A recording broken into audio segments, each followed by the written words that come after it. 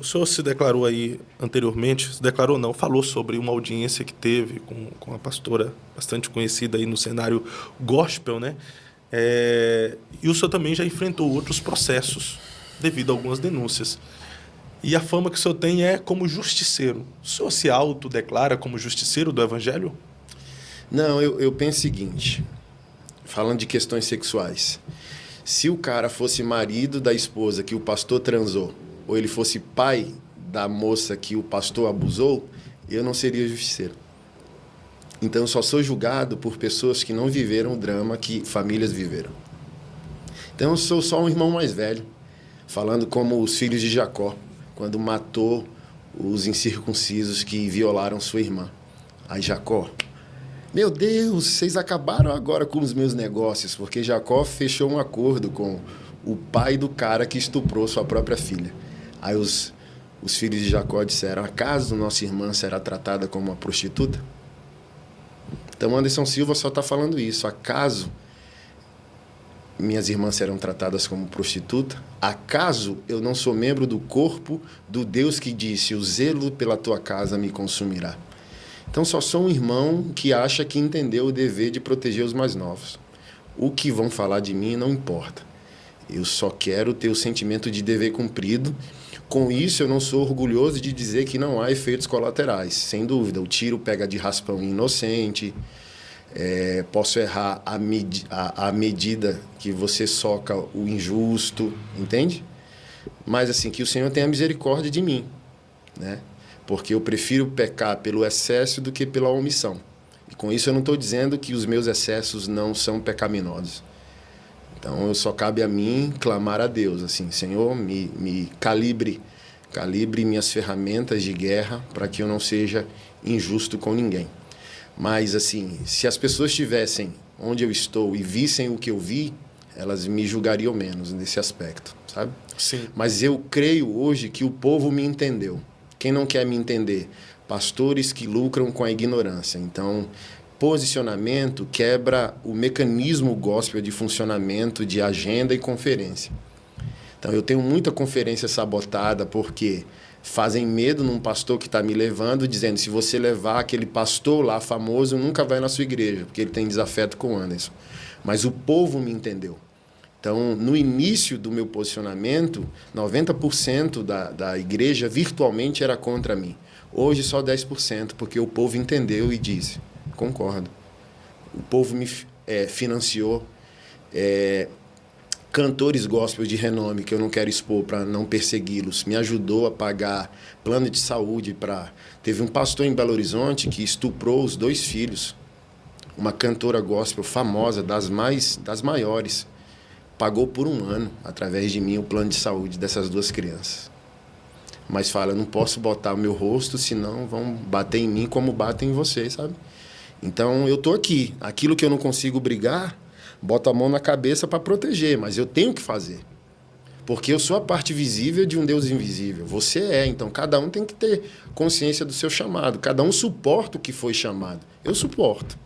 Essas guerras eu suporto e levo com leveza, entende? Entendo, sim. Mas o senhor acha que isso é um chamado específico para defender essa causa, fazer esses julgamentos e trazer à tona os bastidores que realmente são podres do gospel? É um chamado específico, uma vocação ou uma autojustiça? É entender o cenário, entender o caos e trazer à tona? Deveria ser comum. Aí se torna um chamado, porque não é comum, mas acredito que todo cristão, todo homem evangélico deveria ser posicionado para proteger a casa do seu pai. Aí se torna algo extraordinário ou polêmico, porque não é comum. Por exemplo, um pastor vai lá, trai a esposa ou comete um abuso. Aí 99 pastores dizem: é na mesa, é no bastidor, a igreja não pode saber. Mas a Bíblia, Paulo diz assim, se um insiste no pecado, ele deve ser exposto publicamente para que os outros temam. Sim. Então, assim, se a gente for para a Bíblia... eu não gosto do pastor Anderson. Amém, não é obrigado a gostar, mas venha conversar com a Bíblia aberta. Porque uma coisa, se eu tivesse justiça própria, se eu tivesse fazendo isso por mim. Então, do tipo assim, ó, tem que se conversar com quem foi protegido. Tem que conversar com os maridos. Vou te dar só um feedback. O pastor no Rio de Janeiro, com um salário de mais de 50 mil, foi demitido da igreja e eu nem pretendia isso. Então, eu comecei a confrontar um pastor em Goiânia que respondeu a crime sexual e fez um acordo com a justiça por ser réu primário. E nesse acordo, se ele não cometer nenhum crime, o sistema jurídico do Brasil, judicial, apaga o processo como se ele nunca tivesse cometido um crime. Aí um pastor do Rio, que tinha lobby com esse, começou a me confrontar e defender. Aí, maridos no Rio começou a me procurar para explicar. Olha, esse cara assim, assim, assim, assado. No final das contas, olha o que aconteceu. Um marido do Rio me procurou, porque eu me posicionei e disse, cara, por causa de você, eu me encorajei a fazer o DNA. Eu tenho dúvida que a minha filha é minha filha há 10 anos. Algumas pessoas falam, cara, tua filha é a cara do pastor. Aí você fala, velho, tá amarrado, velho. O cara me evangelizou, me batizou, me casou, você tá louco. Por causa de você, eu fui fazer o DNA. E o resultado saiu. Não sou o pai. Aí ele levou para o conselho da igreja. Não, você não pode acusar o pastor por causa desse profeta do caos da internet. Não, mas a filha não é minha. Mas para ser do pastor, ele tem que fazer. Aí o pastor zombou. Não, eu vou fazer. Aí o pastor fez. Resultado? O pastor era o pai da filha do cara. 10 anos. A mulher do cara, líder do louvor, o cara sentado crendo que o pastor dele é homem de Deus, e o pastor na cara mais dura, e a esposa do pastor sabia, e o pessoal 10 anos, velho. Então, do tipo assim, ó, como eu sou polêmico, velho, eu libertei um cara de um jugo que não é dele. É que quando uma situação... Mas olha que treta. Aí a igreja demitiu o pastor e contratou um pastor que acha que eu sou polêmico para ganhar os 50 mil que o outro ganhava. Do tipo assim, ó, se eu for ligar para isso, eu adoeço. Porque do tipo, o demitido é um pilantra. Quem foi contratado, foi até do Sul aqui, eu acho. Acho que ele era de Curitiba. Aí contrataram o cara para o Rio. Ah, eu não gosto desse pastor, não. Mas o salário que tu vai ganhar, só vai ganhar porque eu sou um homem evangélico posicionado. E demitir o cara que tu vai substituir. Então, assim, ó, eu tenho que fazer meu dever sem me preocupar com aplauso, cara. Porque nem isso eu imaginava. Não estava no meu coração isso. De um cara ser demitido, de eu forçar a igreja a descobrir um negócio desse. Mas olha o nível de cinismo. O outro marido... disse assim, ó, ele tem um apartamento do lado do meu que ele aluga, tem 8 anos, desde que ele fez isso, que ele não vem aqui, com medo de eu pegar ele. Então, o meu posicionamento trouxe coragem ao corpo de Cristo para tratar com mais honestidade essas questões. É pecado? É. Está arrependido? Tá. Vamos restaurar. É pecado? É. Não quer se arrepender?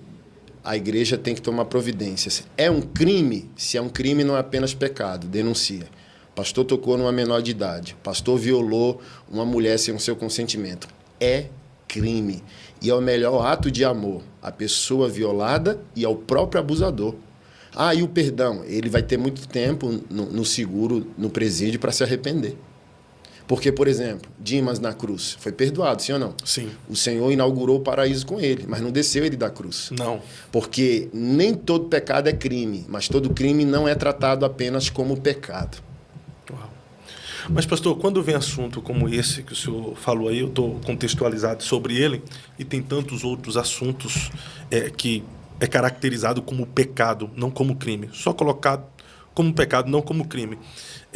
Quando ele vem à tona, quando é exposto, denunciado e vai para a mídia no geral, isso não afastaria as pessoas de querer ter um conhecimento a respeito do Evangelho?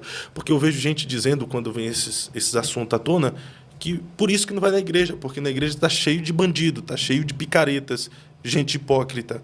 Então não afasta as pessoas de querer conhecer a Cristo por causa desses picaretas da fé? No meu caso, não, porque tudo que eu faço representa um movimento de restauração de credibilidade. Então, todos os projetos sociais que eu lidero, eu estou devolvendo dinheiro. Tipo um Robin Hood evangélico. Eu pego o dinheiro do corpo e devolvo para a sociedade. Então, se fosse um negócio só isolado, sexual, poderíamos até ter essa desculpa. Mas Ministério Pastor Anderson Silva é um movimento apostólico de restauração pública de credibilidade. O efeito é o oposto. Pô, agora eu quero crer. Agora eu quero crer. Cara, tem pastores posicionados. Caramba, tem pastor combatendo isso. Não, agora eu volto. Agora eu quero. É o oposto, entende? Sim. Do tipo assim, ó, porque é o velho comparativo que eu dou. O avô é pedófilo.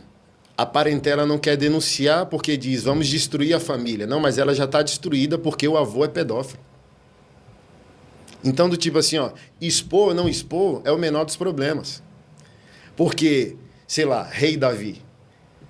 Falei isso ontem. Não tem como pecar como Davi, usá-lo como desculpa sem o desejo de se arrepender como ele.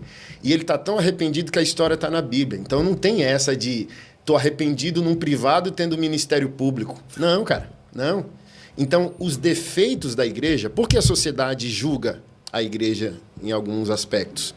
Porque é como a igreja católica, cheio de padre pedófilo e o pessoal querendo abafar. Então, por exemplo, na Espanha, são 1.200 padres na lista de pedofilia do país. Foi feita uma pesquisa, mais de 700 mil casos de pedofilia na Igreja Católica na Europa. Então, a instituição religiosa. Aqui a gente não está falando da noiva de Cristo, a igreja invisível, a gente está falando da instituição. Toda instituição quer se proteger. Família, polícia, bombeiro, igreja católica e evangélica. Se tem problema, abafa, senão a gente vai afetar a nossa credibilidade. E seria o contrário. Se o bombeiro é pedófilo, expulsa. Credibilidade para o bombeiro. Se o policial é vagabundo, expulsa. Credibilidade para a polícia. Olha a política. Quem crê em política? Porque é um monte de vagabundo, um monte de lobo. Mas se fosse justo, assim, ó, ministro do STF saiu da linha, Senado vai lá e impeachment. Vice-versa. O senador tal coisa, impeachment. Não, mas todo mundo quer o seu, cara. E posicionamento afeta o quê? Qual o grande problema da religião? Dinheiro, cara. Posicionamento afeta o lucro. Então a igreja enfrentar isso afeta o quê? O bolso. Falei isso ontem. Homens em pecado é mecanismo lucrativo para os pastores. Caramba, perfeito.